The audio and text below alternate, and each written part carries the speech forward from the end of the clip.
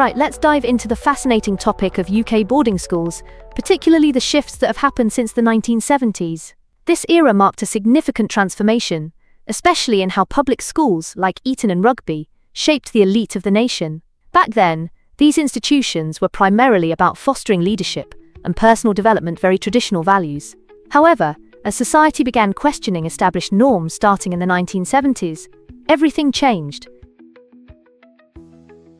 Yeah, that's quite intriguing. So it wasn't just about academics. I mean, did these schools have a certain reputation for, preparing students for leadership? Or was it more about social status? Absolutely. They were seen as the breeding ground for the upper crust, and leadership was a key component. However, by 1976, the government began pushing for inclusive education to tackle social divisions, which really threw a spanner in the works. It forced these long-standing institutions to rethink their roles in fostering a more equitable society. Oh wow, that's a big deal. So, how did that affect the daily lives of students? Were they still following those strict routines?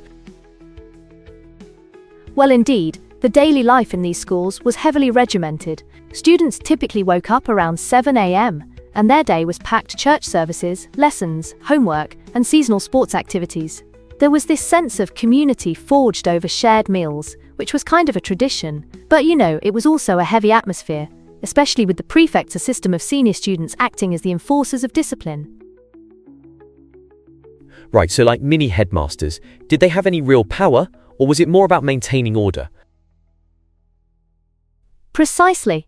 They held significant influence and were essential for instilling leadership qualities among younger students. However, this could sometimes lead to unfortunate situations, such as bullying, which was shockingly prevalent. It was often justified as a rite of passage, can you imagine? That's just shocking. I mean, bullying is a character-building exercise. How did that fit into the overall ethos of these schools? It's a stark contradiction, isn't it? They promoted personal development, yet allowed harmful behaviors to persist. And corporal punishment was rampant too. Things like caning and slippering. This continued until laws started changing in the late 80s. It was all about discipline, but at what cost to mental well-being? Wow.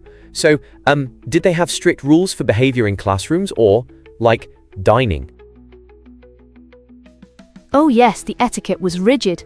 Students had to stand when a teacher entered the room and address them formally.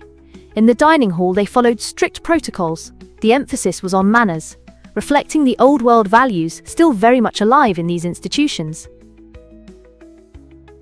So what changed after 76? Did they have to adapt to new norms? Very much so. The social and legal changes necessitated a re-evaluation of conduct, academic standards, and a newfound emphasis on mental health. The ban on corporal punishment was a pivotal moment.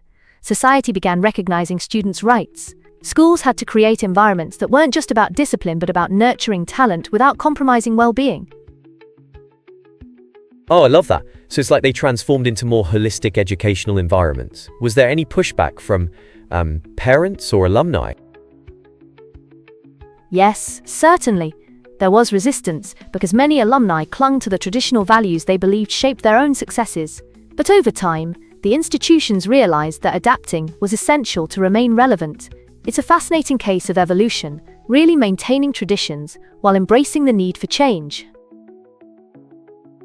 That's fascinating. So in a way, these schools went from bastions of privilege to examples of progressive education? Spot on. It's an ongoing balance, and while they still carry the old elite air, they're navigating the complexities of modern society now, emphasizing mental health and inclusivity. Quite the journey, I'd say. That really is. I wonder how that affects the students that will someday run the country, Exactly. These changes could potentially shape future leaders, fostering not only academic excellence but also empathy and understanding skills that are crucial in today's world. Wow, it's like they're creating a new generation of compassionate leaders. That's really heartening.